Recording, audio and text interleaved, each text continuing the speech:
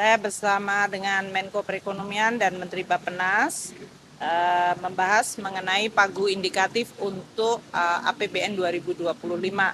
Seperti diketahui bahwa untuk RAPBN 2025 yang merupakan APBN pertama untuk pemerintahan baru memang disusun sesuai dengan siklus dari APBN yang dimulai dengan pembahasan mengenai kebijakan ekonomi makro dan pokok-pokok kebijakan fiskal. Nah, hari ini adalah tahapan untuk memberikan indikasi mengenai pagu indikatif bagi kementerian lembaga. Tadi telah dilaporkan bahwa untuk tahun 2025 kita memulai dengan tantangan yang kemungkinan dihadapi baik dari sisi global, baik itu dari sisi ekonomi seperti terjadinya kenaikan suku bunga, inflasi, dan juga dari arus modal yang terpengaruh, tensi dari geopolitik, juga adanya tren seperti digitalisasi, climate change, dan demografi yang semakin aging. Untuk mencapai high income country, maka untuk 2025 tetap akan dikelola dan difokuskan untuk menyelesaikan persoalan-persoalan yang berhubungan dengan tantangan struktural, yaitu bagaimana meningkatkan produktivitas. Oleh karena itu, fokus dari kebijakan fiskal 2025 adalah untuk akselerasi pertumbuhan ekonomi, meningkatkan well-being atau kesejahteraan, dan konvergensi kesejahteraan dan kemajuan antar daerah.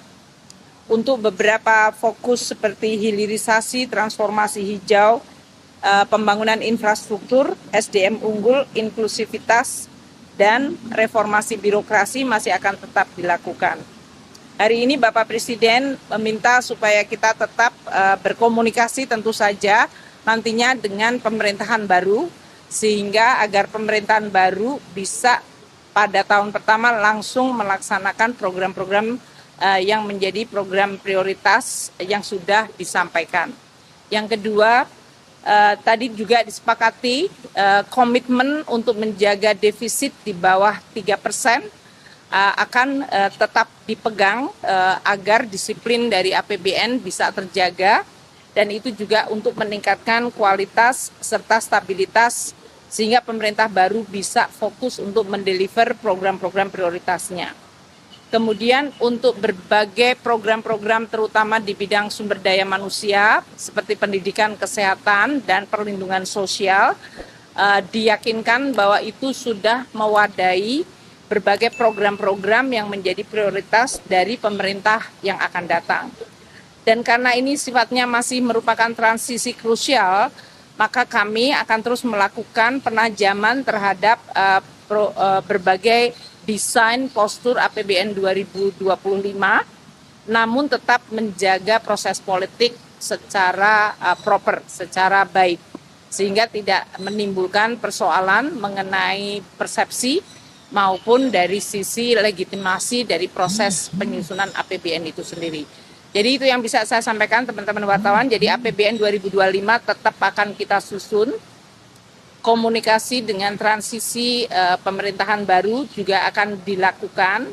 Posturnya tetap melihat kepada program-program prioritas yang memang akan dilaksanakan oleh pemerintahan baru ini, dan postur akan tetap menjaga yang disebut disiplin dan kebijakan fiskal yang hati-hati, termasuk defisit yang di bawah 3%. Bu, ini ada komunikasi tertentu nggak sama tim pemerintahan berikutnya? Beberapa hari lalu kan ada pemberitaan soal sentimen asing ya Bu ya, yang melihat kayaknya di pemerintahan selanjutnya itu ada sekitar big spending gitu nanti. Nah, ada beberapa sentimen termasuk pelemahan rupiah. Nah, itu akan dikomunikasikan juga Pak? Kita komunikasikan, pasti kita komunikasikan, karena bagaimanapun juga kan pemerintahan baru dari sisi proses politik dan juga dari sisi transisi memang masih akan menunggu sampai dengan Oktober. Namun tentu, dan di satu sisi kita juga lihat nanti keputusan dari Mahkamah Konstitusi. Dengan demikian melihat kepada proses politik, namun persiapan APBN tetap dilakukan. Dan dalam konteks ini kami di Kementerian Keuangan berkomunikasi dan terus melihat serta dalam hal ini melihat serta memberikan beberapa alternatif mengenai postur APBN 2025 yang bisa tetap mewadahi program-program prioritas namun tidak melanggar fiscal prudent. Jadi dalam hal ini defisit yang tadi kami sampaikan di bawah 3% itu sudah menjadi pedoman dan sudah disepakati untuk tetap dijaga. Bu, tadi kan dijelaskan sudah mulai bahas pagu indikatif. Nah, kalau misalnya untuk program-program flagship tertentu dari pemerintahan selanjutnya ya, saya langsung ngomong aja ini anggaran makan siang gratis itu sudah ada pembahasan. Karena masih di dalam program besar ya atau pagu besar, itu yang kita lakukan prinsipnya adalah memberikan ruang fiskal bagi kemungkinan program tersebut untuk dijalankan. Namun tetap di dalam konteks makronya dan fiskalnya, ini saya tolak aja ya, maaf. Untuk makronya tetap kita akan lakukan postur dari APBN yang tadi terjaga sehingga kepercayaan dari pasar dan dalam hal ini investor atau mereka rating agency akan tetap terjaga. Jadi itu yang akan dilakukan. Gitu ya. Makasih semuanya.